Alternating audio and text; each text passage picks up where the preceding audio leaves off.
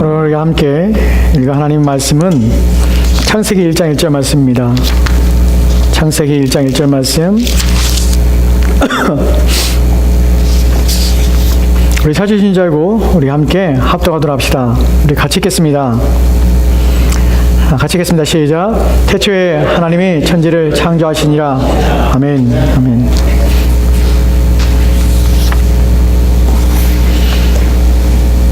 오늘 이 말씀을 우리가 두 번째로 살펴보고 있습니다. 지난 시간에 여러분에게 전한 말씀의 내용들을 기억하시는지 모르겠는데요. 우리가 이 본문을 통해서 우리가 알게 됐던 것은 우리가 하나님에 대해서 이 창세기 1장 1절 말씀은 성경을 여는 가장 중요한 키가 됩니다. 이 부분을 이해하지 못하고 이 부분에 대하여 믿지 못하고 성경을 떠들어 보는 것은 아무 의미 없습니다. 창세기 1장 1절 말씀은 이것을 볼 수 있으며 이것을 믿는 자들이 그 다음의 내용을 넘어갈 수 있는 가장 중요한 관문이자 시작입니다. 창세기 1장 1절 말씀을 내가 믿는가 아니 믿지 않는가 하는 부분에서 나머지 부분을 내가 믿을 수 있는가 믿지 못하는가 하는 부분이 결정이 납니다. 창세기 1장 1절 말씀은 그래서 중요합니다. 창세기 1장 1절 말씀에서 하나님께서 세상을 창조하셨다고 말씀하셨습니다. 그러나 그것을 우리는 어떻게 믿을 수 있습니까? 어떻게 지각하며 깨달을 수 있습니까? 하는 부분입니다. 하나님은 보이지 않기에 우리는 그분을 지각할 수 없으며 우리의 오감을 통해서는 그분에 대하여 인식할 수 없습니다. 우리에게 있었으나 또한 사라진 그 어떤 영적인 감각들이 회복될 필요성이 있습니다. 그것을 위해서 성령께서는 우리를 중생케 하셨고 우리는 거듭남을 통하여서 새롭게 태어남을 통하여서 우리 가운데는 우리의 육체적인 우리의 육신을 가지고 감각학으로 지각하여서 인지할 수 있는 것을 뛰어넘는 즉 육신으로 인지할 수 있는 인지 능력을 초월한 영적인 것을 지각하며 깨달을 수 있는 능력이 생기게 된 것이에요. 그것을 중생, 새로남, 거듭남이라고 표현하는 것입니다. 그때 여러분들이 이제 하나님이 계시다는 사실을 알게 되고 그분이 세상을 창조했다는 사실에 대하여 믿게 되는 것입니다. 그 사실에 대하여 우리는 이런 영적인 지각, 깨달음을 통하여서 하나님이 계시다는 사실을 알게 됐고 이제 그분이 내 아버지가 되는 사실까지 나가게 되는 것입니다. 여러분 이제 오늘 우리가 살펴볼 내용은 창세기 1장 1절 말씀에 대해 또 다른 부분입니다. 오늘 중요한 부분입니다. 이 부분을 여러분이 이해하지 못할 수도 있고 또한 다 이해할 수도 있습니다. 이해하게 되면 여러분 마음에 성경이 말하고 있는 내용들이 여러분 마음에 가득하게 될 것입니다. 그리고 그것에 대해서 옳다고 동의하게 될 것입니다. 마음 깊이 동의하게 될 것입니다. 그러나 그것을 이해하지 못한다면 시간이 필요할 수도 있습니다. 오늘 우리가 함께 살펴볼 이 중요한 내용들은 하나님에 관한 것들 그리고 창세기 1장 1절 말씀이 말하고자 하는 핵심 중에 핵심을 말씀을 드리고 싶습니다. 오늘 1장 1절 말씀에서 우리가 살펴보려고 할 때에 천지창조의 목적이 무엇인가 하는 부분에서 살펴보려고 합니다. 이 부분은 하나님께서 왜 세상을 창조하셨는가 하는 것에 대한 이해입니다. 우리가 이 부분을 시작할 때에 우리는 인간의 사고와 인간의 이해로부터 출발하려고 하지 않습니다. 왜냐하면 인간의 이해와 사고로서는 이미 성경이 전제하다시피 인간의 이성과 인간의 지식과 인간이 가지고 있는 본능적인 어떤 감각으로 하나님을 인지하며 찾으며 발견할 수 없다고 선언하기 때문에 인간의 이상으로는 주님을 발견할 수 없습니다. 성경이 왜 하나님께서 세상을 창조했다고 말씀하는지 전혀 이해할 수가 없습니다. 그래서 우리는 그 사실을 분명히 이해하고 바르게 인식하기 위해서 어디로 돌아가야 되냐면 성경으로 돌아가야 됩니다. 그러니까 성경이 뭐라고 말하는 데 기준을 가지고 우리는 이 세상의 창조의 목적, 하나님이 이 세상을 지으신 목적이 무엇인가를 깊이 인식하려고 합니다. 그런데 우리가 성경을 통해서 성경이 무엇이라 말하고 있는가를 관심을 기울이려고 하지만 또다시 우리 가운데는 이 일에 대하여 이것을 발견하는 것에 대하여 우리는 또다시 엄청난 벽에 직면하게 됩니다. 그것은 무엇이냐면 우리가 여전히 예수 그리스도를 통해서 새로운 영적인 감각이 생겼다고 우리가 한다 할지라도 우리는 여전히 우리의 지성이 어두워 있다는 사실을 우리는 생각하며 우리는 그것을 인지해야 한다는 사실입니다. 무슨 말이냐면 우리가 이제 하나님을 지각하며 하나님을 알 수 있게 되었습니다. 하나님이 세상을 창조했다는 사실을 알게 되었습니다. 그런데 여전히 우리에게는 우리의 지성은 여전히 어두운 가운데 있어서 하나님이 지으신 목적에 대해 생각할 때에 여전히 우리는 어떤 방향으로 흐르게 되냐면 인간의 중심을 가지고 인간이 목적이 되어서 또한 인간이 그 모든 일에 있어서 가장 탁월하며 중요한 중심으로 핵심으로 여기는 방법과 여기고자 하는 의도와 또한 목적을 가지고 성경을 바라볼 수밖에 없다는 사실을 우리는 스스로 인정해야 한다는 것입니다. 왜 그래야 되냐면 우리는 같은 성경을 보면서도 너무나 많은 사람들이 성경을 다르게 해석합니다. 다르게 성경을 보고 이 성경에 대해서 기록한 내용들에 대하여 인간 중심과 인간적인 사고로 성경을 해석하는 경향들을 너무나 많이 보고 있기 때문에 그렇습니다.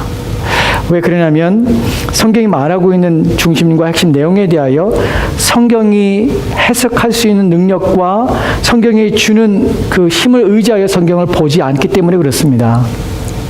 성경은 어떻게 봐야 되냐면 성경이 말하고자 하는 의도와 목적을 가지고 성경을 봐야 됩니다. 그것은 누가 주시냐면 성령이 하나님 말씀을 조명하여 줄 때, 즉 말씀을 비춰주시고 깨닫게 할 때 우리는 그 말씀을 바르게 인식할 수 있다는 사실입니다. 여러분, 이 부분이 여러분에게 시작점이 될 수 있을지 모르겠습니다. 성경은 뭐라고 말하냐면 성경은 하나님의 계시책이라고 말하고 있습니다. 어려운 말이 아닙니다. 계시라는 것은 감춰진 것을 밝히 보여진다는 것이에요. 성경은 누구에 대해서 보여지냐면 하나님이 누구신지를 보여주기 위해서 쓰여진 책입니다. 그래서 성경은 계시책입니다. 누구에 대한 계시입니까? 하나님에 대한 계시예요. 그러니까 우리는 성경을 통하여 하나님 누구신지를 알게 되는 것이에요. 그래서 성경을 보는 것입니다. 성경을 통하여 하나님께 자신을 나타내셨습니다. 보이셨습니다. 그러니까 성경의 목적은 무엇이냐면 하나님이 누구신지를 알게 하시고 깨닫게 하시는 것이 성경의 목적이에요. 성경은 좋은 베개가 아닙니다. 사람들은 성경책을 배우고자 하면 잠이 잘 온다고 합니다. 성경은 여러분에게 과학적인 지식을 가르쳐주기 위해서 쓴 책도 아닙니다. 성경은 여러분의 책꽂이를 빛나게 해주는 한 권의 좋은 관상용 또는 여러분이 보기 좋게 하기 위해서 나는 이런 책을 읽습니다 라는 것을 나타내기 위해서 여러분의 책꽂이에 책상에 올려놓은 책이 아닙니다. 성경은 하나님이 누구신지를 가르쳐주며 말하기 위해서 우리 가운데 주신 책입니다. 성경의 내용에 들어있는 것이 무엇이냐면 하나님입니다. 여기서부터 출발합시다. 성경이 하나님 자신을 나타내며 드러내서 하나님 누구신지를 우리 가운데 알리려 했다면 하나님께서는 창세기 1장 1절 말씀에서 태초에 하나님이 천지를 창조하시나 이 부분에서 하나님 누구신지를 말씀하고자 하셨다는 사실입니다. 그 하나님은 어떤 분이십니까? 왜 세상을 창조했습니까?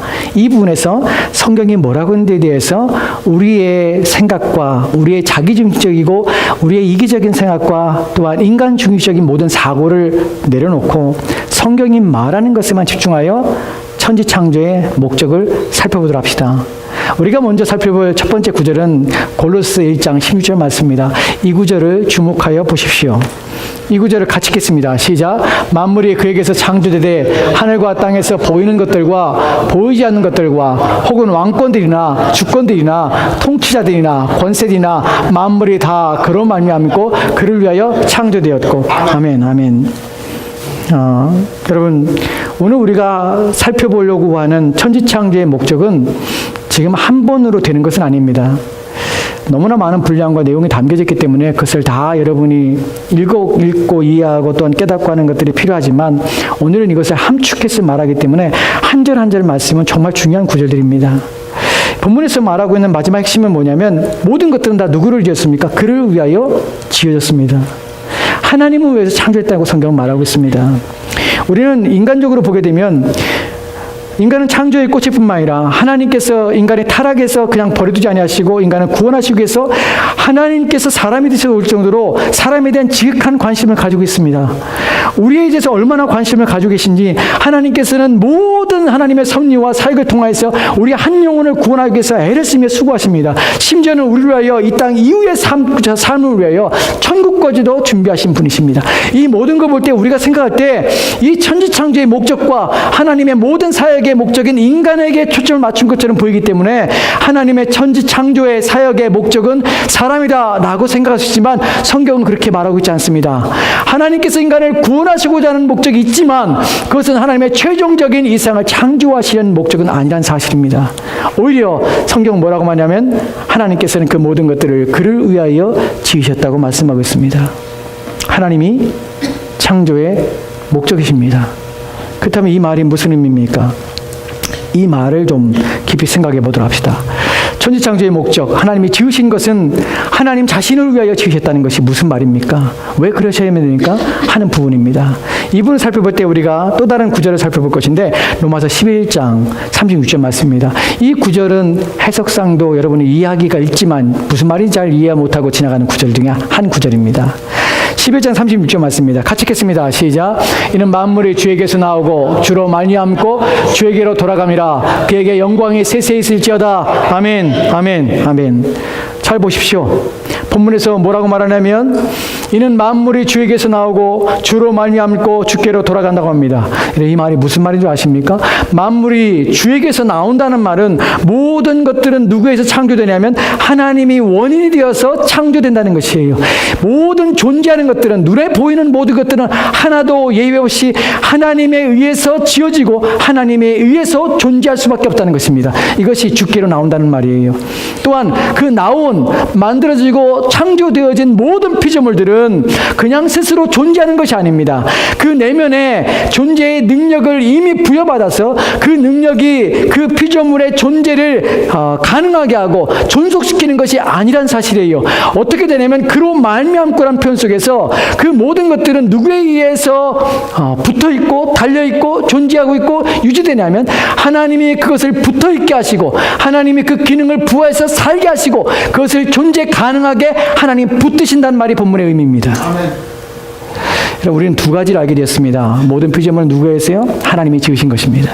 예외는 없습니다. 두 번째는 그것들은 자연적으로 존재 능력을 가지고 있는 것이 아니라 하나님이 그 모든 것들을 붙들고 계시는 것입니다. 하나님이 생명을 유지하게 하시는 것이에요. 마지막에 주께로 돌아간다는 말이 있습니다. 이 부분을 해석할 때 좀 어려움이 있습니다. 주께로 돌아간다는 말이 마치 죽는 것처럼 보이지만 사실은 본문의 의미는 그런 것이 아닙니다. 본문은 주께로 돌아간다는 말은 모든 피조물들이 존재하고 그 모든 피조물들이 창조되었고 그것이 유지되며 보존되며 존재하는 것, 이 모든 것들은 주께로 돌아가게 되는데 이것은 무엇이냐면 하나님에 향하여서 목적을 하고 있다는 것입니다. 이해가 되십니까? 모든 피조물들은 지어진 것과 그것들이 유지되는 것들과 그것들이 유지되는 이 모든 것들이 무엇을 의미하면 하나님을 목적으로 하고 있다는 것이 하나님이 목적입니다. 하나님을 위해 존재하는 것이. 그래서 마지막에 이 말이 나오는 것입니다. 그래서 마지막에 그에게 영광이 세세토록 있을지어다. 이 말이 마지막에 등장하게 되는 것입니다. 모든 것들은 다 하나님을 위해 지어졌고 그래서 하나님을 목적으로 하기 때문에 모든 것들은 그에게 세세토록 영광을 돌리게 되는 것입니다. 그렇다면 여기서 하나 우리가 궁금한 것은 하나님께서는 왜 자기에게로 모든 것을 목적을 맞추셨을까? 초점을 왜 자기에게로 두셨을까?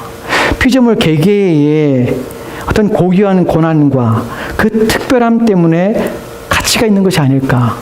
왜 하나님은 그 모든 것을 다 본인에게로 돌리며 본인에게 영광으로 향하도록 만드셨을까 하는 부분입니다. 하나님 무엇인가 부족한 것인가 하는 부분입니다. 사실 이런 부분은 우리가 생각하지 않아요. 우리가 믿음만 있으면 이런 것들은 아무 의미 없어요. 근데 왜 이런 얘기를 해야 되냐면 사람들의 마음속에는 우리는 우리 지성이 어두워졌기 때문에 이런 얘기를 하면 정말 그런가 정말 그렇구나 하는 믿음이 생기는 것이 아니라 하나님 너무 이기적이지 않아? 하나님 왜 우리의 고유한 특성과 기질과 능력들과 우리의 고유한 존재의 가치에 대해서는 무시하고 모든 것들은 다 나의 능력이야 나의 영광이야 라고 말씀하시는 것과 하나님 뭔가 부족한 것일까? 왜 우리의 영광이 필요한 것이지? 라고 묻는 우리의 어리석음 때문에 이 얘기가 필요합니다. 그래서 성경에서는 이렇게 얘기합니다. 사도행전 17장 25절 말씀에는 이렇게 말합니다. 같이 읽겠습니다. 시작. 또 무엇이 부족한 것처럼 사람의 서로로 성령을 받으시는 것이 아니니 이는 만물에게 생명과 호흡과 만물을 친히 주시는 이심이라. 아멘, 아멘, 아멘. 이 구절들을 그냥 주신 것이 아닙니다. 우리는 지금 성경이 말하고 있는 가장 위대한 얘기를 하고 있는 것입니다. 천지창조의 목적이고 저와 여러분의 지으심의 목적이 무엇인가 하는 것입니다. 왜 세상 만물은 존재하게 되는 것일까? 그것은 왜 여전히 유지되는 것일까? 무슨 목적을 가지고 있는 것일까? 라는 것입니다. 그것을 지으신 분은 왜 지었을까 하는 부분입니다. 이 부분은 깊이 들어가서 우리의 인생에 대하여 묻고 있습니다. 너는 무엇이냐는 물음에 이 답이 줍니다. 너는 왜 사는가 하는 부분에서 이것이 답입니다. 왜 나는 오늘 존재해야 될까? 누가 나를 존재하며 나의 존재의 목적은 무엇일까? 하는 것이 이 질문의 답입니다. 여러분의 인생에 의미 생길 때 여러분은 이것을 물어야 합니다. 그리고 여기에 대해서 궁금증을 가져야 하는 것입니다. 나는 하나님의 영광을 위해 존재한다. 성경이 말하고 있습니다. 그러면 하나님의 영광이 내 영광이 필요한 것인가? 하나님 무엇인가 부족한 것인가? 왜 하나님은 나의 영광, 내가 하나님을 바라보는 것이, 내가 내 가치의 고결함과 내가 가지고 있는 자체의 어떤 귀함 때문에 나는 내 스스로가 존재하는 것이 되어야 되는데 왜 나는 하나님을 위하여 존재하는 것이라고 말하고 있는가? 라는 부분에 대하여 하나님은 나의 모든 것이 어떤 것이 필요한 것인가? 라는 질문에 대하여 하나님은 필요 없다고 말씀하십니다. 하나님은 무엇이 부족하여서 사람에게 의해서 섬김을 받아야 될 분이 아니라는 사실입니다. 하나님은 무엇이 부족한 분이 아닙니다. 우리 한 사람 한 사람의 영광과 한 사람 한 사람의 하나님을 찬양하는 것이 부족해서 하나님께 세상을 창조하신 것이 아닙니다. 하나님은 충만하신 분이십니다. 자기 자신의 영광이 충만하신 분입니다. 우리가 이 부분을 살펴볼 것이에요. 오히려 하나님은 인간에 대하여, 하나님은 피조물에 대하여 어떤 분이시냐면 그것에 생명을 주시는 분이십니다. 끊임없이 생명을 공급해 주시는 분이십니다. 끊임없이 호흡을 보존하시는 분이십니다. 모든 피조물 살아있는 것들은 하나님이 지금도 그들의 생명의 호흡들을 유지시켜서 존재하게 되는 것입니다. 하나님께 우리가 필요한 것이 아니라 사실은 누가 하나님을 필요하냐면 우리가 하나님을 필요로 합니다. 우리는 하나님이 없으면 한순간도 존재하지 못합니다. 이것이 본문에서 말하는 의미입니다. 만물을 우리에게 주시는 분이십니다. 우리의 모든 필요를 채워주신 분이 우리 하나님이십니다. 그러기에 우리가 하나님을 위해 존재하며 내가 하나님을 영광을 돌리는 것이 아주 놀랍게, 아주 특별하게 하나님께서 귀히 여기시며, 물론 귀히 여기십니다. 기뻐하십니다. 그러나 내가 없으면 하나님이 뭔가 부족한 것처럼 착각하지 마십시오. 오히려 하나님이 우리를 돕고 계십니다. 오히려 하나님이 우리에게 은혜를 베푸십니다. 우리의 삶의 모든 것들을 채워주십니다. 우리는 이것을 바꿔서 생각해서 내가 하나님을 목적으로 해서 내가 하나님께 영광을 돌리는 것이 목적이라 해서 내가 행하는 모든 것들 통하여서 하나님은 존재하게 되고 하나님은 가치 있게 되고 하나님은 영화롭게 되고 난다는 사실을 우리는 스스로 교만한 이런 마음들을 버려야 합니다. 우리는 하나님께 사실 아무것도 아닙니다. 그럼에도 불구하고 하나님께서 우리를 귀히 여기신다는 사실이 우리 가운데 복된 것입니다. 이 부분에 대해서 우리가 또 하나 생각할 것이 무엇이냐면, 이제 우리는 무엇을 알게 됐냐면 하나님의 천지 창조하셨고 창조의 목적을 살펴보는 데 있어서 하나님께서 지으신 목적이 하나님 자신을 위하여요. 하나님의 영광을 위하여 구하게 된 것입니다. 그런데 하나님의 영광을 구한다는 것이 우리가 무엇인가 하나님께 영광을 돌려야 될, 하나님 무엇인가 부족한 것이 없다는 사실을 알게 되었습니다. 우리는 오히려 그분의 도우심을 받고 산다는 것이에요. 그렇다면 이유가 무엇입니까 하는 것이, 왜 하나님은 세상을 창조하셨고 왜 모든 영광을 받으시려고 하시는가 하는 부분이에요. 그 영광을 받으신다는 것이 무슨 의미인가 하는 부분이에요. 이 부분에 대해서 에베소 1장 23절 말씀을 보도록 합시다. 에베소 1장 23절 말씀 보면 같이 읽겠습니다. 시작. 교회는 그의 몸이니 만물 안에서 만물을 충만하게 하시는 이의 충만함이니라. 아멘, 아멘. 지금 따라오고 계시죠? 그죠? 따라오고 계시죠? 제가 무슨 말씀드린지 이해하고 계시죠? 본문을 보면 교회에 대한 얘기입니다. 이 본문에서 뭐라고 합니까? 교회에 대하여, 교회는 그의 몸이니, 누구의 몸입니까? 그리스도의 몸입니다. 하나님의 몸입니다. 하나님의 몸이니 하나님의 충만함이라 라고 마지막에 말합니다. 근데 그 하나님에 대하여 말하는 부분에서, 예수님에 대해서 말하는 부분에서 그분에서 부연 설명하시며 그분이 어떤 분인지를 설명하는 부분이 있습니다. 이 부분이 중요합니다. 만물 안에서 만물을 충만케 하시는 자의 충만이라. 이 말의 의미가 무엇인지 아십니까? 그분은 누구시냐면 만물 안에 계신 분입니다. 하나님이 지으신 만물 안에 하나님이 그 안에 계세요. 그리고 그 안에 무엇으로 충만하냐면 자기 자신으로 충만하세요. 이것이 우리 가운데 하나님 누구신지를, 왜 하나님이 자기의 영광을 구하는 것이 무엇인지를 우리 가운데 설명해 주는 중요한 구절이 됩니다. 생각해 보십시오. 이것이 좋아하죠? 만약에 이것이 생활화합시다. 하나님이 이것을 창조하셨습니다. 본문에 의하면 하나님께서는 이 지으신 만물이 이곳에, 하나님은 이 안에 계십니다. 이것이 어떤 의미인지 생각해 보셔야 합니다. 하나님이 이 안에 지으신 것이 이 안에 계시고 이 계신 하나님께서 이것을 하나님이 충만하십니다. 이 안에. 이게 무슨 의미냐면 하나님이 지으신 것들에 하나님께서는 자신의 것이 하나님의 것이 이 피조물 가운데 나타나고 그것이 드러나졌고 그것이 그 안에 함께 있게 되었다는 사실입니다. 이것이 무엇이냐면 이것을 신학적인 용어로 좀 더 고차원적인 얘기로 표현하면 하나님의 영광의 발산이라는 표현을 씁니다. 이 말이 무엇이냐면 하나님께서 세상을 창조하실 때 무슨 목적으로 자기의 영광을 받으시기 원하시며 그런 목적으로 지으셨을까? 왜 그렇게만 되어야 되는가 하는 질문에서 하나님의 세상을 창조하실 때 하나님 안에는 하나님으로 충만하셨습니다. 하나님 충만했다는 말의 의미가 뭐냐면 하나님 안에서는 하나님의 선하심이 충만하셨고 하나님의 아름다움이 충만했습니다. 하나님의 지식의 부유함들이 충만하셨고 하나님의 지식이 충만하셨고 지혜가 충만하였습니다. 하나님은 선하심뿐만 아니라 의로심뿐만 아니라 하나님의 기쁨이 충만하셨고 또한 하나님께서는 만족이 충만하셨고 하나님께서는 행복이 충만하였습니다. 이것이 피조물을 하나님이 지으실 때에 하나님의 그 충만하심이 흘러넘쳐서 충만이라는 말은 흘러넘친다는 말입니다. 흘러넘쳐서 이 피조물에 하나님의 선하심과 지혜와 지식이 이 안에 담겨져서 하나님이 그 안에 내재하신다는 것이 이해가 되십니까? 지금 우리는 범신 얘기하는 것이 아닙니다. 오해하지 마십시오. 이 모든 피조물은 누굴 닮았냐면 하나님의 가지고 있던 하나님의 성품 속성, 하나님의 가지고 있던 하나님의 지식 지혜가 이 피조물 가운데 투사되어 있고 이제 피조물 가운데 주어지게 되었다는 것이에요. 하나님으로부터 나온 것이 이 피조물 안에 다 들어온 것이에요. 이해가 되십니까? 이해가 되신지 모르겠는데 제가 설명을 지금 잘하고 있는지 모르겠는데 여러분의 이해가 되도록 어떻게 설명하면 여러분이 이해가 되실까요? 제가 지금 생각한 것은 이런 것들만 생각해 왔는데 하나님은 창세전에 하나님께서는 하나님 스스로 충만하신 가운데 거하셨습니다. 근데 하나님께서 인간을 지어있구나라고 지은 것이 아니라 하나님이 가지고 있던 하나님의 충만하신 선하심과 아름다우심과 그의 지혜의 지식에 또한 그의 의로움과 참되신 진실하심 또한 그의 기쁨과 즐거움과 또한 그 만족하심이 흘러넘치게 되었습니다.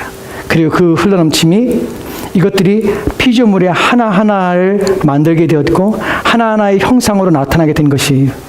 성경에서 그래서 뭐라고 하냐면 하늘의 해와 달을 보니 하나님의 영광을 찬양합니다라는 그 노래를 부르는 것이 한 들에 핀 꽃을 보니 하나님의 지식과 하나님의 지혜의 부유함을 봅니다라는 것이 왜 그렇죠? 이것은 그냥 지어진 것이 아니라 하나님의 가지고 있던 하나님의 내적인 속성이 성품이 하나님의 가지고 있던 그 부유함이 나타나게 되는 것이 이 꽃을 향해서 우리는 꽃을 볼 때 꽃을 보는 것이 아니라 이것을 이렇게 지으신 하나님의 지혜의 부유함을 보게 되는 것이 이걸 통하여 우리는 뭘 보게 되냐면 하나님이 얼마나 선하시며 아름다우신지를 보게 되는 것이에요. 이 땅에서 우리가 아름답다 느끼는 것들은 누구의 속성이냐면 하나님이 가지고 있는 속성이에요. 우리가 기쁨이다, 행복하다는 것은 우리 자신이 가지고 있는 고유한 속성이 아니라 하나님이 가지고 있는 하나님의 성품의 특성이 우리 가운데 하나님이 우리를 지으실 때 우리 가운데 주어졌기 때문에 우리는 그것을 보고 우리 안에 기쁨이라는 것을 느끼게 되는 것이에요. 그러니까 우리가 기뻐하다, 즐거워하다, 만족하다, 행복하다 이 모든 우리의 감정은 누구에게 영향을 받냐면 하나님의 가지고 있는 속성이 우리 가운데 주어져서 우리가 그것을 느끼게 되는 것이에요. 이해가 되십니까? 즉 만물 안에서 만물을 충박하신다는 것은 하나님 모든 피조물 안에서 모든 피조물은 무엇을 하냐면 하나님의 지혜와 하나님의 지식과 하나님의 선하심과 아름다우심이 그 안에 충만히 드러나며 나타나진 것이에요. 여전히 그 안에 누가 계시냐면 하나님이 계신 것이에요. 하나님을 보는 것이에요. 이것이 만물 안에서 만물을 충박하신다는 의미예요. 즉 인간은 하나님의 형상을 지었기 때문에 우리 안에서는 누가 발견되냐면 하나님이 보이게 되는 것이 우리가 참될 때 우리가 하나님의 형상을 닮아가야 됩니다. 그리스도의 형상을 닮는 것이 우리의 목적입니다 할 때 그것은 무엇을 의미냐면 우리를 창조하신 그분의 창조에 그분의 속성이 우리 가운데 주어져서 우리 또한 그분 안에서 그분 안에 그분이 우리 가운데 충만한 상태가 바로 우리가 참된 신자요 또한 우리가 하나님의 형상을 닮았다는 상태가 되는 것이 이해가 되십니까? 즉 창조는 무엇이냐면 하나님의 자기의 충만하신 것이 드러나서 모든 피조물 가운데 하나님이 이렇게 표현하면 여러분들이 범신으로 빠지거나 또는 때로는 이게 무슨 의미지? 라고 생각할지 모르지만 성경이 말하는 의미는 하나님의 성품, 하나님의 내재된 그 능력, 신성들이 바깥으로 발산된 것이 그래서 피조물들이 나타나게 된 것이 이 모든 것들은 누굴 닮은 것입니까? 하나님을 닮은 것이에요. 이 꽃의 형상이 하나님을 닮았다는 말이 아닙니다. 이 꽃이 내포하고 있는 모든 것들이 누구를 닮았냐면 하나님이 가지고 있는 성품을 닮았다는 거, 아름다움을 가지고 있고 지혜로움을 가지고 있고, 또한 이 모든 것들이 기쁨과 즐거움을 우리가 맛보는 이 모든 것들이 누구를 닮았냐면 하나님이 가지고 있는 것을 닮았다는 것이. 우리는 그래서 이것을 보면서 누굴 느끼냐면 하나님을 느끼게 되는 것이. 이해가 되십니까? 이 모든 것들은 우리는 그래서 이 세상에 지어진 모든 것들 볼 때마다 하나님을 보게 됩니다. 왜냐하면 그것들은 하나님을 반영하기 때문에 그래요. 이 부분에 대하여 한 구절을 살펴볼 텐데 여러분이 이해를 돕기 위해서 한 구절을 살펴보십니다. 이 구절에서는 우리의 구원에 관한 내용을 합니다. 근데 이렇게 말합니다. 우리 에베소 1장 5절과 6절 맞습니다. 에베소 1장 5절 6절 같이 읽겠습니다. 시작. 그 깊으신 때로 우리를 예정하사 예수 그리스도로 말미암아 자기 아들들이 되게 하셨으니 이는 그가 사랑하시는 자 안에서 우리에게 거저 주시는 바 그의 은혜의 영광을 찬송하게 하려는 것이라. 아멘 아멘. 그의 기쁘신 때로 우리를 예정하셨답니다. 이 구절에서 말하는 것은 우리가 예정되어서 우리 그리스도 예수 안에서 우리를 구원하시고 택하셔서 우리로 하여금 죄 사함과 용서함 받아서 거듭나게 하셔서 우리로 하여금 하나님의 은혜 가운데 그리하여 우리가 모든 죄책에서 자유케 되고 또한 그래서 영원한 생명 얻게 되는 이 모든 걸 얘기하는 것입니다. 그런데 첫 번째 말하는 것에 주목하여 보십시오. 하나님이 기뻐하시는 뜻대로라는 표현입니다. 여러분, 기쁨은 누구에게 속한 감정이냐면 하나님께 속한 감정이에요. 여러분이 만약 그 기뻐한다는 그 기쁨에 있을 때 그것은 누가 주신 것이냐면 하나님이 주신 것이에요. 하나님께서 기뻐하셨다고 합니다.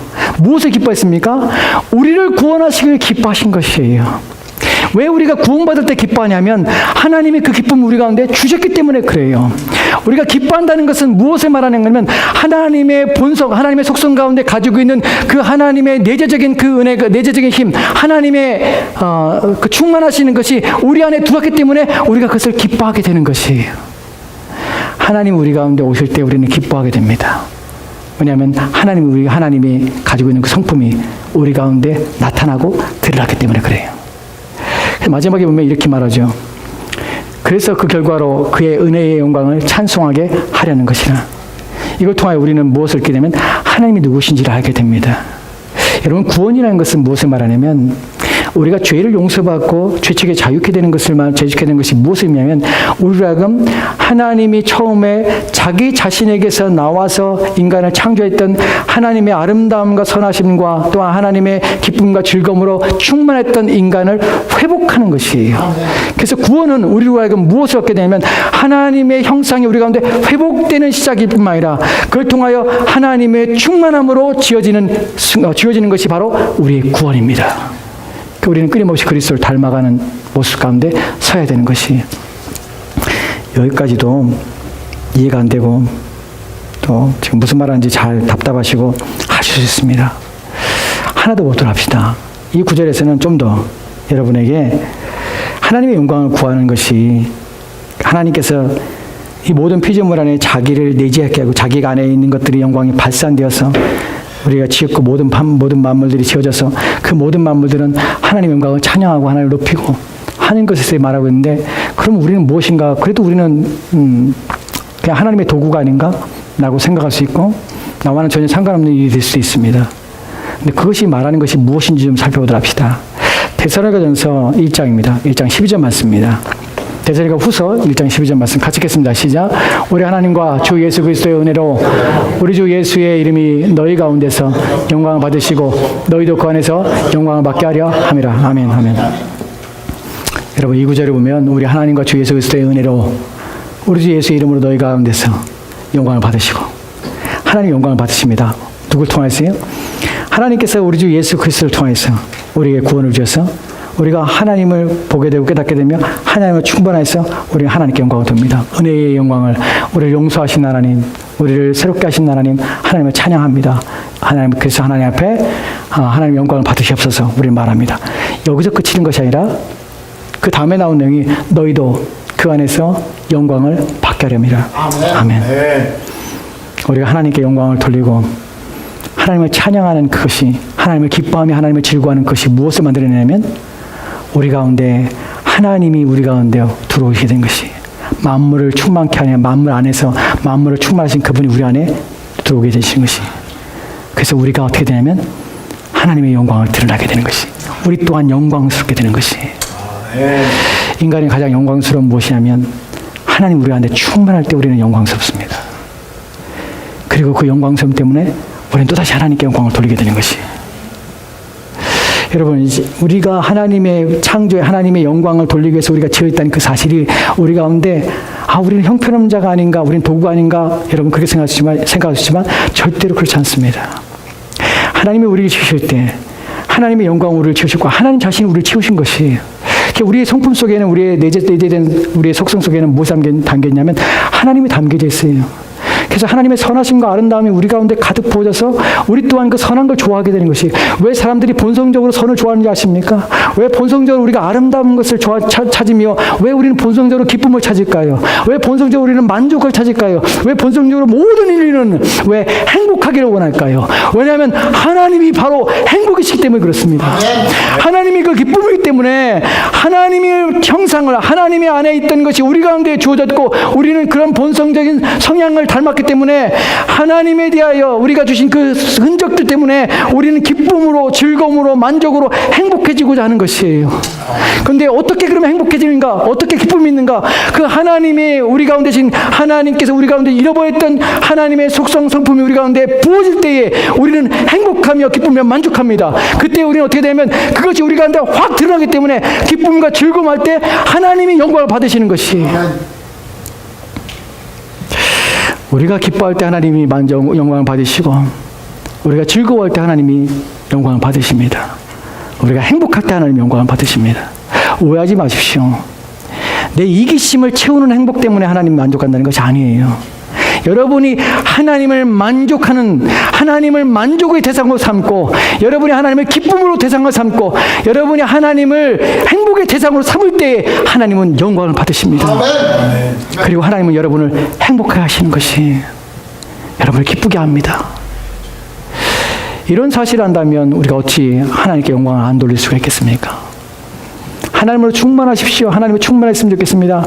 내 안에 하나님의 영광이 가득 부어졌으면 좋겠습니다. 라고 기도할 수밖에 없는 것이 바로 그렇습니다. 여러분이 진정으로 행복하고 싶다면, 여러분이 진정으로 기쁨에 충만하고 싶다면, 여러분이 진정으로 만족하기 원한다면 여러분 하나님을 여러분 안에 충만히 모셔야 합니다. 아멘.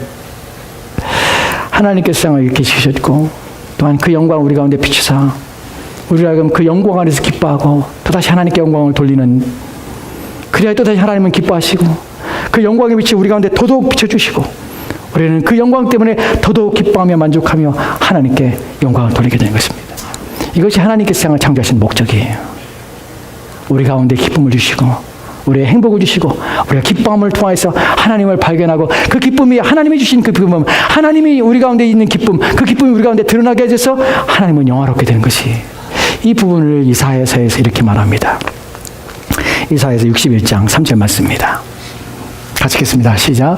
무릇 시온에서 기뻐하는 자에게 화관을 주어 그 죄를 대신하며 기쁨의 기름으로 그 슬픔을 대신하며 찬송의 옷으로 그 근심을 대신하시고 그들이 의의 나무 곧 여호와께서 심으신 그 영광을 나타낼자라 일컬음을 받게 하려 하심이라. 아멘. 아멘.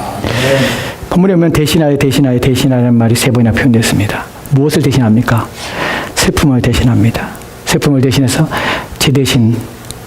죄 대신에 죄에 있다는 것은 재앙을 당했다는 것입니다. 공고한 고난 가운데 있다는 것입니다. 죄 대신에 화관을, 꽃으로 만드는 관을 우리의 머리에 씌워주십니다. 승리자를 말합니다. 행복하게 만드시는 것입니다. 또한 무엇을 대신합니까? 우리의 슬픔에 대하여, 우리의 슬픔을 대신하여서 찬송이 되게 하죠. 슬픔에 대하여 우리의 찬송의 옷을 입힙니다. 우리가 즐거워하고 우리가 그것을 노래하게 하고 우리의 마음에 기쁨이 넘치게 합니다. 우리 입술에 기쁨이 넘치게 합니다. 또한 세 번째로는 근심이 변화해서 슬픔이 변화해서 기쁨의 기름으로 채우고 그 다음에 근심을 대신하여서 찬송의 옷을 입히십니다. 여러분 이걸 통해서 왜 이렇게 하시는 것일까? 여기서 말하고자 하는 것은 우리가 슬픔이나 근심이나 이런 것들에 대하여 하나님께서는 그런 것들이 우리 가운데 있는 것을 기뻐하지 않으십니다. 즐거워하지 않으십니다. 하나님께서 우리 가운데 원하시는 것은 그것을 바꾸시는 것이에요. 그래서 우리를 구원하시는 것이에요. 왜 죄에서 우리를 그냥 내버리지 않냐면 하나님께서는 우리를 바꾸셔서 우리를 복되게 하기 원하시는 것이, 우리가 행복해지며 기뻐하며 즐거워하는 것이에요. 누구 때문에? 하나님 때문에. 하나님 외에 다른 것 때문에 하나님 기뻐하는 것이, 우리 인생에 기쁨이 있는 것이 아니라 하나님 외에 다른 것 때문에 만족하고 그것 때문에 행복해하는 것이 아니라 하나님 자체를 기뻐하며 자체를 즐거워하며 자체를 만족하기 위해서 하나님께 우리를 구원하신 것입니다. 왜냐하면 그것이 바로 우리 가운데 하나님으로 충만하여서 우리로 하여금 하나님의 영광이 우리 가운데 가득하게 해서 하나님을 영화롭게 하는 것이 되기 때문에 그래요. 하나님께 영광을 돌리는 것이 때문에 그래요. 그래서 우리로 하여금 그 은혜를 우리 가운데 부어주신 것입니다. 하나님께서는 우리의 슬퍼하는 것들을 바꾸시고 슬픔을 바꾸시고 근심을 바꿔서 그것을 알고 우리를 변화시켜서 우리를 알고 기뻐하게 만드는 것이, 마지막 구절이 이것을 말합니다. 본문에 보면 이렇게 말합니다. 그들이 의의 나무, 누가요? 이렇게 된 사람들이 의의 나무가 되어서 곧 어떤 사람들이냐면 여호와께서 심으신 그 영광을 나타낼지라. 여호와께서 심으신 자들이 그 의의 나무라는 것이에요. 여호와께서 심으신다는 거, 여호와께서 그렇게 만드시며 여호와께서 그들을 바꾸신다는 것이에요. 왜 바꿉니까? 그래서 영광을 나타낼지라. 그들이 영광을 나타내게 되는 것입니다. 어떻게 나타납니까? 슬픔이 바꿔져서 영광이 나타나는 것입니다. 여러분, 제 안에 앉아있는 사람들이 바꿔져서 그들이 영광이 나타나는 것이에요. 근심이 바꿔져서 영광이 나타나는 것이에요. 지금 하나님께서 우리 가운데 바꾸셔서 우리 가운데 하나님을 기쁨으로 삼고 하나님을 만족으로 삼고 하나님을 행복으로 삼는 자들을 그렇게 만드셔서 그것을 통하여 그들이 기뻐하며 즐거워하며 만족하는 것을 통해서 그것이 하나님의 영광이 되도록 만드시는 것이에요. 이해가 되십니까? 천지창조의 목적은 하나님의 영광입니다. 그러나 그 영광은 하나님의 이기심 때문에 하나님을 구하는 것이 아닙니다. 그 영광을 구하시는 것은 하나님께서 모든 피조물에게 하나님께서 자신을 나눠주셨습니다. 자신을 발산하신 것이, 그 충만하신 하나님의 충만하심이 모든 피조물에게 들어간 것이, 그 모든 피조물은 누구를 닮냐면 하나님의 성품과 하나님의 속성 가운데 지어지며 그것을 드러나게 되는 것이에요. 신성이 모든 만물 안에 보여지게 되나니, 이 본문의 말씀이 그 의미입니다. 하나님이 나타나게 된 것이, 모든 만물은 하나님의 내지된 하나님의 주 하나님부터 받은 그 모든 속성, 성품, 하나님의 지혜, 선하심, 아름다움이 그것을 증명하며 드러나게 됩니다. 그래서 그것을 하나님의 영광을 돌릴 수밖에 없는 것이, 근데 그 영광을 돌리는 게 이 모든 것들은 하나님을 목적으로 하지만 그것들은 그 자체로 사용되며 쓰여지는 도구가 아니라 그 자체로 그것들은 기쁨과 즐거움을 함께 느끼며 함께 하나님 앞에 즐거워하며 기쁨으로 충만하게 되는 것이에요. 하나님께서 이것을 원하셔서 자기의 속성을, 자기의 성품을 나눠줬고, 그 나눠진 가운데 하나님의 속성 가운데 그들은 그 모든 피조물은 즐거워하며 기뻐하며 행복하며 만족합니다. 또 동일하게 하나님의 선하심이 드러나고 하나님의 지혜가 드러나게 됩니다. 그 모든 드러남을 통해서 이것은 하나님께 영광이 돈 동시에 그들은 그것 통해서 만족하며 기뻐하며 즐거워하게 되는 것입니다. 이 부분이 여러분 이해 안 되실 수 있습니다. 이분은 다음에 또다시 이분에 대해서 말씀을 드릴 것입니다. 이 얘기를 여러분이 관심을 기울이고 좀 더 깊이 이해하고 싶다면 한 권의 책이 있습니다. 그 책은 조나단 에드워드가 쓴 글에 대하여 그것을 모으고 또한 그 책에 대하여 다시 설명하고 그 부분과 더불어서 자신의 조나단 에드워드의 관계에 대해서 글을 쓴 책이 있는데, 존 파이퍼라는 조나단 에드워드에 대한 대가가 있습니다. 존 파이퍼라는 사람이 있습니다. 그 사람이 책을 하나 썼습니다. 그 책이 뭐냐면, 조나단 에드워드는 천지창조의 목적이라는 글을 썼지만 그 사람은 그것을 전체를 바라보고 어떠한 책의 제목을 달냐면, 이것은 하나님의 자신의 영광을 위한 하나님의 열심이라는 제목으로 책을 썼습니다. 권하진 않습니다. 왜냐하면 너무나 어려워서 여러분이 읽어내지 못할 것 같아요. 지금 제가 말씀드린 내용은 그 책의 중요한 핵심 부분입니다. 조나단 에드워드가 하나님의 영광을 바라보면서 이렇게 그의 글에 이렇게 표현합니다. 이거를 마지막으로 좀 보도록 합시다. 같이 보겠습니다. 제가 읽어드리겠습니다. 이 말이 어렵습니다. 여러분이 다 읽으면서 이해가 안 될 수도 있습니다. 제가 좀 설명을 드리겠습니다. 하나님은 자신의 영광을 구하면서 자신의 피조물의 영광을 구하신다. 우리가 지금까지 살펴봤던 내용입니다. 하나님은 자신의 영광을 구합니다. 모든 피조물 가운데서 내게 영광을 돌리라고 말합니다. 그런데 자신의 영광을 구하며 동시에 피조물의 영광을 구합니다. 피조물이 영광스럽다는 말은 무슨 말입니까? 이 피조물이 영광스러운 것은 하나님의 성품과 속성이 나타날 때 피조물이 영광스러운 것이. 즉 하나님이 자신이 왜냐하면 하나님이 피조물이 영광스러운 것은 이 피조물은 무엇을 목적으로 지어졌냐면 하나님의 영광을 나타내는 것이. 그 영광이라는 것이 무엇입니까? 하나님 내재된 하나님의 성품, 속성, 하나님의 지혜, 지식, 이 부유함들이에요. 그것이 이 피조물에서 막 나타날 때 누가 나타나는 겁니까? 하나님이 나타나는 것이 이 피조물 안에. 그래서 하나님은 피조물에게 영광을 구하라 하시면서 이 피조물 또한 영광스럽게 하는 것이. 왜요? 하나님 형상이 이 안에 담겨져 있기 때문에 피조물 자체는 영광스러운 것이. 구합니다. 왜냐하면 하나님 자신의 영광의 발산은, 즉 영광의 발산은 하나님 자신의 영광을 나눠준 것입니다. 하나님 자신이 나눠준 것이.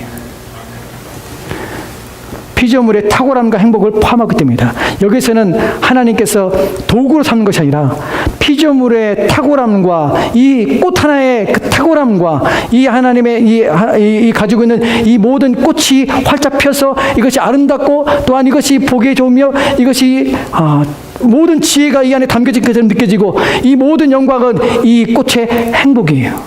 누가 지은 겁니까? 하나님께서 부여하신 것입니다. 그 꽃이는 꽃 자체로 행복하며 복된 것입니다. 그 다음에 나오는 내용 보면 그 다음 내용 볼까요? 또한 자신의 충만함, 하나님의 충만함을 피조물에게 나눠주심에 있어서 하나님이 이것을 자신을 위해서 하신다. 이해가 되시죠? 하시면서 이것을 자신을 위해 하시는 것이. 그러나 전혀 이기적이지 않습니다. 왜냐하면 이 피조물은 그 자체로 행복하기 때문에 그래요. 탁월하기 때문에 그래요. 왜냐하면 하나님이 구하시는 피조물의 유익은 하나님 자신과 아주 많이 연합되어 있습니다. 왜 그럴까요? 하나님 자신이기 때문에 그래요. 저와 여러분이 하나님을 기뻐할 때 하나님이 왜 기뻐하냐면 저와 여러분 누굽니까? 하나님 자신이기 때문에 그래요. 하나님 형상을 닮았기 때문에. 우리가 기뻐함은 하나님과 깊은 연합 속에서 그분의 기뻐함과 우리의 기뻐함이 동일한 것이. 하나님이 기쁠 때 우리는 그 하나님 영광을 바라보고 있다면, 여러분이 하나님 안에 있다면, 하나님 충만하다면 여러분들 기뻐요. 왜 사람이 하나님 기쁨이 되고 싶습니다라는 말을 하지 아십니까? 나는 하나님의 기쁨이 되고 있습니다. 하나님의 영광을 사고 싶습니다. 라는 것은 때로는 어떤 면에서는 가장 이기적인 것, 가장 고상하고 가장 아름다운 이기적인 모습입니다. 왜냐하면 그래야 나는 정말 행복하기 때문에 그래요. 그래야 나는 정말 복되기 때문에 그래요. 그래야 나는 정말 만족하기 때문에 그래요. 하나님과 나는 분리된 것이 아닙니다. 연합되어 있는 관계에 있어서 그분이 기뻐하시면 그분이 만족하는 것이 내 만족이 될 것이. 우리는 이런 것들을 모르면 어떻게 되냐면 하나님 만족하면서 나는 희생하는 것처럼 보여요. 나는 굶을 테니까 하나님 배부르세요 라고 말하는 것처럼 보여요. 이게 얼마나 무식한 짓이 아십니까? 모르기 때문에 그래요. 모르기 때문에 그런 생각하죠. 내가 하나님께 영광을 돌리는 행위, 내가 모든 시간을 다해서 하나님 교회에서 살기 위해서 애쓰는 모든 것들, 내가 하나님 영광을 위해 살고 있습니다. 영광을 위해 드리는 모든 것들이 나는 아무것도 아니고 하나님께만 영광이 되는 착각이에요. 모르기 때문에, 성경을 모르기 때문에. 성경은 절대 그렇게 말하지 않습니다. 오히려 그렇게 하는 것이 자신의 기쁨이에요. 자신의 만족이며 행복입니다. 왜냐하면 하나님과의 관계 속에서 하나님의 기쁨은 그 피조물의 탁월함과 피조물의 하나님이 그 안에 가득하여서 하나님이 드러나기 때문에 그 피조물에게는 가장 영광스러우며 복됨인 것입니다. 그리고 하나님은 그 기쁨을 나눠주십니다. 행복을 나눠주시고 만족을 나눠줍니다. 왜 이것을 깨달은 사람들이, 마치 조나단 에드와 같이 이런 사람들이 왜 하나님을 위해서 살기 위해서 목숨을 걸고 사는 줄 아십니까? 왜 경건하기 위해서 자신의 모든 것들을 다 필요 없다고 하며 이 세상과 이 세상에 있는 것, 속한 것들을 사랑하지 않을 뿐만 아니라 온 마음을 다해 순결하게 살려고 하는지 아십니까? 희생이 아니에요. 거룩한 자기 이기심입니다. 그걸 알기 때문에 하나님 앞에 살고서 애를 쓰는 것이. 여러분이 만약 이런 사실을 안다면 여러분은 하나님의 영광을 위해서 여러분 자신이 희생하십시오. 하나님의 영광을 위해서 세상과 세상에 속한 것을 사랑하지 마십시오 라는 말을 들을 때 아멘입니다. 아멘. 그것은 당연한 것입니다. 그것은 내가 지금도 추구하고 있는 것입니다. 라고 말할 수밖에 없습니다. 여러분이 안다면, 하나님의 영광을 구하는 것이 무엇인지 안다면, 여러분이 그렇게 사는 것이 얼마나 복된지 안다면 그렇게 살려고 발버둥치게 될 것입니다. 근데 모르기 때문에 안 살죠. 이해가 안 되기 때문에 내 자신이 마치 희생하는 것처럼 보이죠. 신앙이라는 자체가 내 삶이 포기하는 것처럼 보여져요. 하나님 앞에서 무엇인가 하는 것이 내가 모든 것을 다 버려버리고 내가 정말 하나님 앞에 정말 내가 하고 싶지 않은 어떤 것들을 하는 것처럼 내가 막 무척이나 내 인생이 망가지는 것처럼 그런 불쾌감을 가지고 하나님 일을 한다고 해요. 여러분, 이것이 얼마나 하나님 앞에 불경한 것이며 얼마나 무지한 것인지 여러분이 아신다면 절대로 그러지 않을 것입니다. 매 순간 여러분의 인생에서 시간이 날 때마다 매 순간 여러분의 마음에서 여러분 생각에서 매 순간 내가 어떻게 하면 하나님 영광이 될까? 매 순간 어떻게 하면 하나님이 기쁘실까? 그것이 여러분의 마음에 가득하게 될 것입니다. 마지막으로 그 다음에 나온 내용을 보랍시다. 피조물의 탁월함과 행복은 하나님의 영광의 발산과 표현일 뿐이다. 피조물의 탁월함과 행복은 무엇입니까?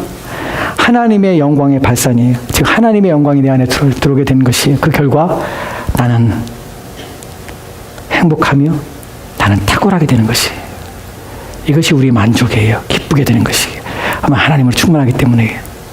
그 다음에 나오는 데 보면 하나님은 피조물의 영광과 행복을 구하면서 자신의 영광을 구하신다. 하나님 이기적이지 않습니다. 우리의 기쁨과 우리의 만족과 우리의 즐거움을 주시기를 원하십니다. 그래서 하나님은 하나님의 영광을 구하는 것이에요. 내게 영광을 돌리라. 이것이 너희 만족이고 기쁨이고 즐거움이라 라고 우리 가운데 말씀하시는 것이에요. 마지막에 보면 또한 자기 자신, 즉 전달되고 표현된 자신을 구하면서 즉 하나님의 영광의 발산이 주어지면서 피조물의 영광과 행복을 구하신다. 그래서 피조물의 행복과 영광을 구하시는 것이. 여러분, 구원은 하나님께서 기뻐하시는 행위십니다. 왜냐하면 그 구원해야 우리가 하나님의 영광을 발산할 수 있고 하나님의 영광을 드러내기 때문에 그래요. 하나님의 이것은 기뻐하시는 일입니다. 우리 또한 그 기쁨을 하나님과 연합되게 우리는 또한 기뻐하며 즐거워하는 것입니다. 여러분, 예수를 믿고 신앙생활하는 것은 고통스러운 것이 아니고 우리가 우리 육체를 결제하며 우리가 우리 자신들을 손해보고자 그리스도를 위해 손해를 보고 하는 것은 절대로 우리가 어떤 우리 인생에서 우리의 이익을 포기하거나 또는 우리가 우리 자신의 삶들을 포기하는 것 절대로 아닙니다. 우리가 참된 신자가 되고자 하는 것들은 오히려 더 기쁘며 더 즐거우며 더 만족하고자 하는 것입니다. 왜냐하면 그것이 바로 하나님께서 우리로 하여금 자기 자신을 주며 하나님의 영광을 충만하게 하시는 목적과 이유이기 때문에 우리 유익을 구하시기 때문에 우리가 하나님을 구하면 우리가 유익해집니다. 여러분, 미련한 내 입술과 내 지혜로 다 설명하지 못했습니다. 부디 여러분에게 하나님의 지혜가 그 지혜로 말미암아 여러분이 오늘 선포된 말씀을 잘 이해하시고 단 깨달았으면 좋겠습니다. 필요하신 분들은 인터넷에 우리 교회 홈페이지 들어가면 이 부분을 지금 녹화해서 다 올립니다. 다시 한번 보시고 그 여러분의 신앙의 유익을 삼으십시오. 왜 내가 하나님의 영광 위에 살아야 될까? 생각하시고 깊이 깨달으시기 바랍니다. 그래서 여러분에게 하나님 영광 위에 삽시다. 그 말이 어떤 부담감이나 어떤 여러분의 삶들에 대하여 여러분 것을 내놓으라는 강요나 또는 여러분이 손해를 보는 것이 아니라는 사실을 여러분이 깊이 인식하셔서 하나님의 영광 위에 살고 싶다는 열망이 여러분 마음에 가득 채워져서 여러분의 매 순간 한 걸음 한 걸음의 삶들이 하나님의 영광을 위하여 사는 그런 삶이 되었으면 좋겠습니다. 기도합시다. 하나님, 오늘